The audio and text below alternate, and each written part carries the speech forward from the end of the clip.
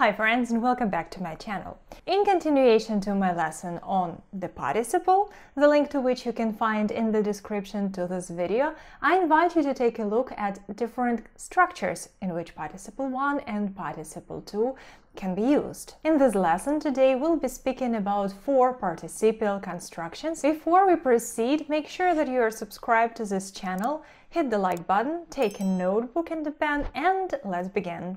So, there are 4 predicative constructions with participle in English.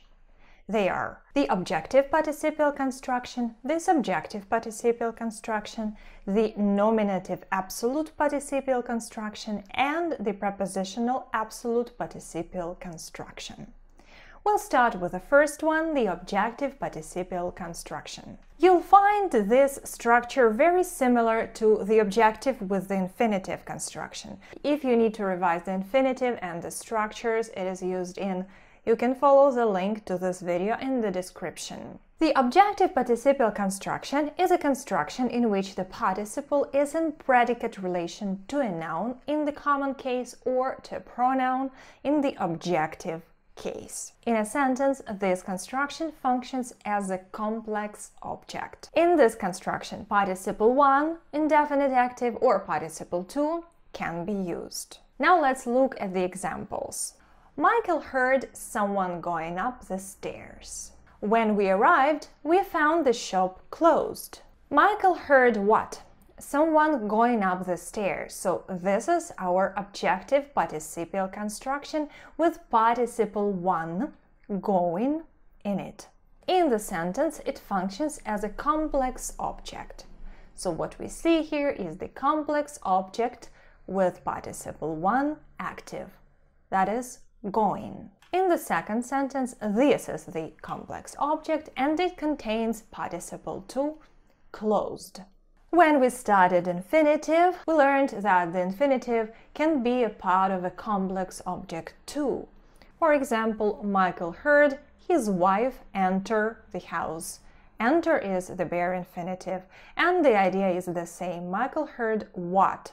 His wife enter the house. Where do we use the objective participial construction? First and foremost, we use it after verbs that denote sense perception. These are verbs like to see, to hear, to feel, to find, and so on and so forth. For instance, when John came home, he found his things scattered all over the place. Scattered is participle 2. He found. We see the verb to find in the past simple tense. He found what? His things scattered all over the place. The complex object with participle 2 is here. We saw our colleague's car stopped by the police. The verb to see is here. Yeah, we saw what? We saw our colleague's car stopped by the police. The complex object contains participle 2 stopped. Juliet looked out of the window and saw a stranger waiting at her neighbor's door. Here again we have the verb to see. Julia looked out and saw. She saw what? A stranger waiting at her neighbor's door. Waiting here is participle 1. I heard Alice crying, but I didn't know what had happened. The predicate is to hear. I heard what? Alice crying. Alice crying is a complex object in the sentence that contains participle 1 crying. Where else can we see the objective participial construction? We can say it after verbs that denote mental activity, such as to consider, to believe, and to understand. For instance, from now on, I will consider myself freed from all obligations. Myself freed from all obligations is the complex object. I can't understand him putting spokes in my wheels. After all, we are both interested in positive results. I can't understand what? Him putting spokes in my wheels. Another complex object. Rumors have it that the Browns are growing weed in their garage. No way! I can't believe them doing anything like that. I can't believe what? Can't believe them doing anything like that. The complex object here contains participle one, doing. Another group of verbs after which we can see the objective participial construction is verbs denoting wish. These verbs are to want, to wish, to desire, to prefer, to like, and so on and so forth. With these verbs, though, only participle to is used. The boss wants the job done as soon as possible. No one would want their ID card and their wallet stolen. Susan doesn't like meat with blood. She likes it cooked well. I know many people would prefer their taxes paid for them by their employer. And his ex-girlfriend used to let his cat out for long walks. He knew she secretly wished him lost for good. The objective participial construction with participle to after these verbs, to want, to wish, to desire, can be easily replaced with the objective with the infinitive construction. Let me demonstrate that. The boss wants the job done as soon as possible. The boss wants the job to be done as soon as possible. So now it's the objective with the infinitive construction that has the same role in the sentence. It functions as a complex object. We can do the same with the rest of the sentences. No one would want their ID card and their wallet stolen. No one would want their ID card and their wallet to be stolen, and so on and so forth. Now, the objective participial construction is also used after verbs of causative meaning. These verbs are to have, to get, and to make. Here we are talking about cases when we want an action to be done for us by somebody else. After these verbs, only participle to is used. Let's see the examples. We had our grandfather's gramophone repaired. We had it repaired for us, so we didn't perform the action ourselves. We hired somebody or we asked somebody to do it for us. Where can I get my shoes mended? I think you can get it done downtown. Again, the subject, I won't do the action myself. I want somebody to do it for me. So I say, where can I get it done? Where can I get my shoes mended? Francesca had her hair cut last week. Before that, she had also had her nose pierced. I bet you wouldn't recognize her now. What we mean by this sentence is that Francesca went to the hairdresser's and the professional there cut her hair. She didn't do that herself. If we want to say that the subject performed the action by him or herself, we don't need the causative. We just say, Francesca cut her hair. Francesca pierced her nose, and so on and so forth. Let's compare these two sentences. Francesca had her nose pierced in that new beauty parlor, and Francesca pierced her nose with a needle. My God, she's brave. In the first example, the action was done for Francesca by a professional. In the second example, the subject did the action herself with the help of a needle. Now, we can use have something done in a negative meaning, when the subject doesn't want something to be done for him or her, but that thing happens by itself. Sometimes the construction have or get plus participle to may have a different meaning. It may express that the subject experiences the action expressed by the participle against their will. For example, my friend got his wallet stolen on the bus. Obviously, my friend didn't ask for that. That thing just happened to him against his will. Thousands of people got their homes destroyed in the earthquake. This situation just happened to the people against their will. The wounded soldier had his hand amputated. The same, the action was done to the subject against his will. The next structure is the subjective participial construction. The subjective participial construction is a construction in which the participle is in predicate relation to a noun in the common case or a pronoun in the nominative case, which is the subject of the sentence. If you remember in the previous case with the objective participial construction, we spoke about the pronoun in the objective case. Here, we'll be speaking about the pronoun in the nominative case, as we are dealing with the subject of the sentence. It functions as a complex subject in a sentence, and this complex subject is an interesting phenomenon. You might remember it from my lesson on the infinitive and the structures the infinitive is used in, because the infinitive can also be used in the complex subject. What is special about this structure? It does not serve as one part of a sentence. One of its parts functions as the subject, while the other forms part of a compound verbal predicate. Let's see. The girls were heard singing. So the girls and singing together form the subjective participial construction.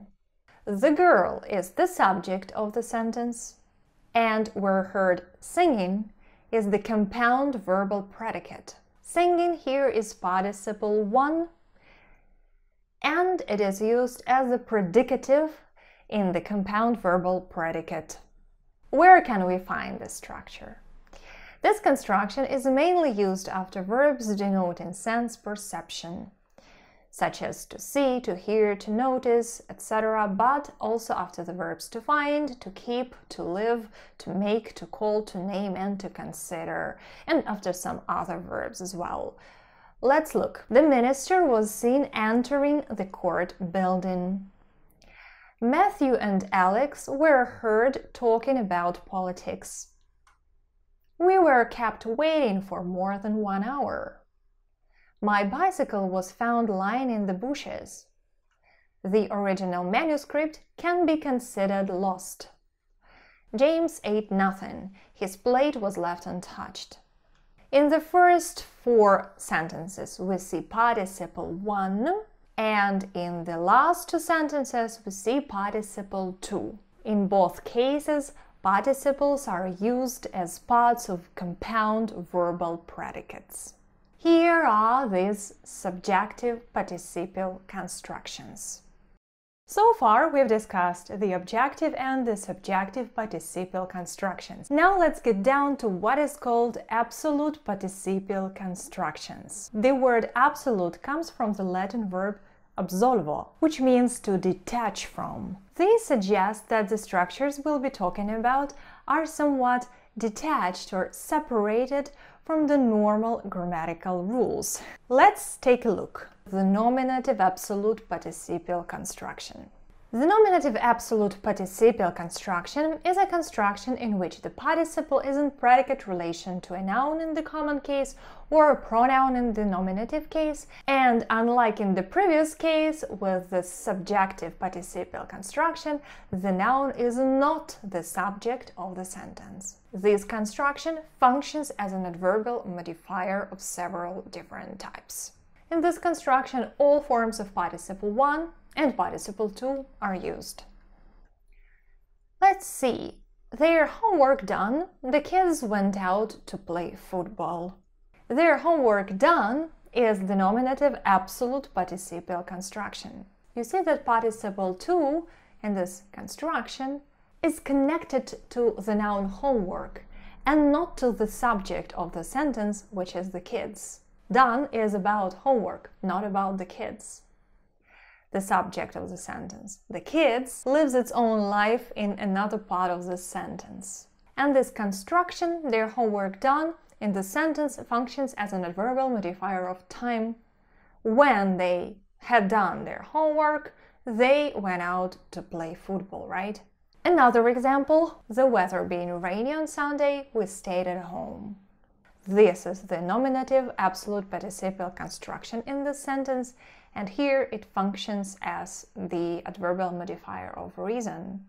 We stayed at home. Why? Because the weather was rainy. Or the weather being rainy on Sunday, we stayed at home. Again, we see that our participle 1 in this case, belongs to the noun the weather and not to the subject of the sentence, we. Yeah? So our participle being is detached from the subject, unlike in the subjective participial construction. The sun having set, we drew the curtains and lit the candles. This is the nominative absolute participial construction, and it functions as the adverbial modifier of time, when the sun set. Let's consider these two examples. Strong wind blew, lifting the fallen leaves high up into the sky. In the sentence, strong wind is the subject of the sentence. Lifting is participle 1 that characterizes the action of the subject, of the wind. Let's look at this sentence now. The wind blowing, Jane lifted up the collar of her coat. In this sentence, Jane is the subject, and this, the wind blowing, blowing, participle 1, does not characterize the action of Jane. It characterizes the action of another noun, of the wind. And the wind blowing together form the nominative absolute participial construction. Let's take a look at more examples. It being now late to say anything in his own defense, Gustav kept silent. The phone rang, and there being nobody to answer it, Jane picked up the receiver. The voices from the hall intervening with his thoughts, the doctor shut the door. Here are our nominative absolute participial construction, and in these sentences they function as adverbial modifiers of cause. Why did the doctor shut the door? Because the voices from the hall were intervening with his thoughts. His job in London finally finished, Gabriel flew home. All the trees having been planted, we started working on the flower beds. The nominative absolute participial constructions here function as adverbial modifiers of time. When he had finished his job in London, Gabriel flew home. Similarly, when we had planted all the trees, we started working on the flower beds.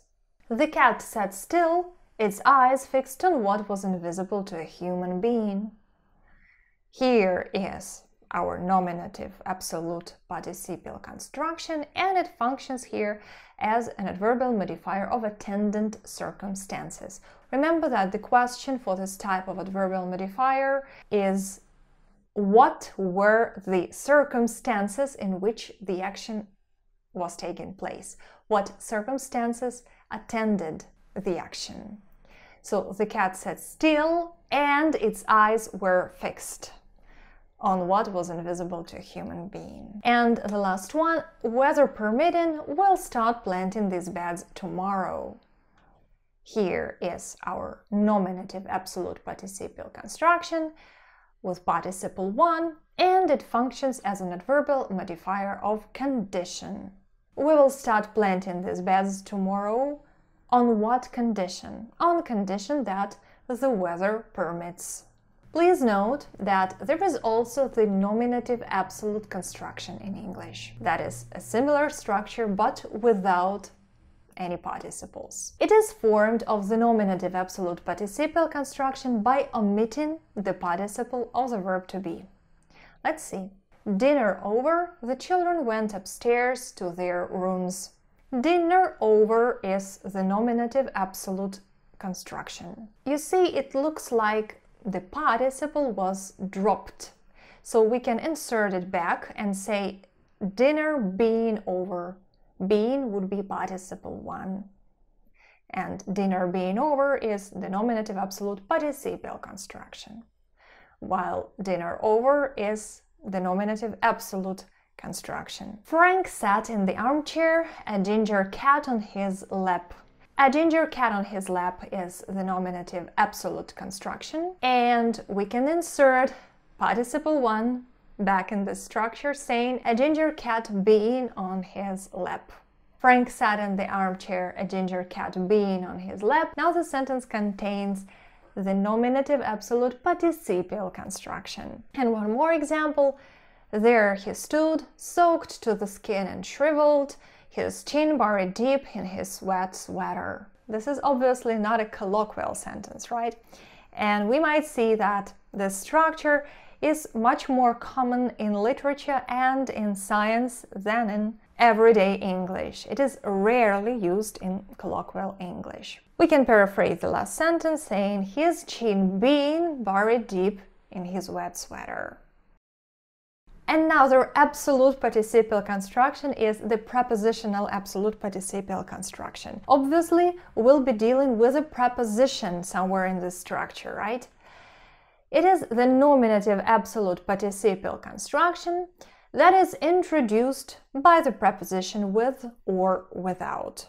It is normally used in the function of an adverbial modifier of attendant circumstances. Let's see, the cat sat still with its eyes fixed on what was invisible to a human being. If you remember this example from one of the previous slides, it was the cat sat still, its eyes fixed on what was invisible to a human eye. And that was the nominative absolute participial construction. This is the prepositional absolute participial construction as it is introduced by the preposition with. Without a word said to the present company, Tom stood up and left the room. Without a word said to the present company is the prepositional absolute participial construction introduced by the preposition without. And one more example, with her heart beating fast, Jane threw the door open. While in the first two examples we dealt with participle 2, in this sentence we have participle 1 in the prepositional absolute participial construction, with her heart beating fast. And as this structure is common in literature, let's take a couple of examples from literature. There was a road paved with white stone running on the outer brink of the fosse. Along this they went westward, with the city ever climbing like a green cloud upon their left. Have you found the prepositional absolute participial construction in the sentence? Okay, here it is, with the city ever climbing like a green cloud upon their left. It functions, as I have already mentioned, as an adverbial modifier of attendant circumstances. In which circumstances did they go westward? With the city ever climbing like a green cloud upon their left. Okay, and another example. After a while, he left the company and wandered on to the ridge. There he stood in the shadow of a tree, looking out southwards and westwards, with his head posed as if he was listening. With his head posed as if he was listening is the prepositional absolute participial construction. And these examples were taken from The Fellowship of the Ring by John Tolkien. Please note that there is also the prepositional absolute construction. It is formed of the prepositional absolute participial construction by omitting the participle of the verb to be. Similarly to the nominative absolute construction that omits the participle of to be. Let's see. With lights down, it seemed easier to say the truth. We can insert the participle back into the structure for it to become the prepositional absolute participial construction, and it will look like this. With lights being down, it seemed easier to say the truth. Our friend was waiting for us with his leather suitcase in his hand. With his leather suitcase in his hand is the prepositional absolute construction. Let's add participle 1. With his leather suitcase being in his hand. Now this is the prepositional absolute participial construction. And without any acquaintances present in the party, Ioannis felt like a fish out of water. Or without any acquaintances being present at the party. Okay, I hope that makes sense. I'll just mention once more that these absolute constructions, the absolute nominative participial construction and the prepositional absolute participial construction, are common for literature, but not for your everyday communication. That would sound a little bit weird if you were conversing with somebody using these structures in everyday communication. That's all for today. I hope this lesson was useful. If it helped you in a way, you can support me here. Subscribe to this channel, share it with those who might be interested in learning English, and see you in the next lesson.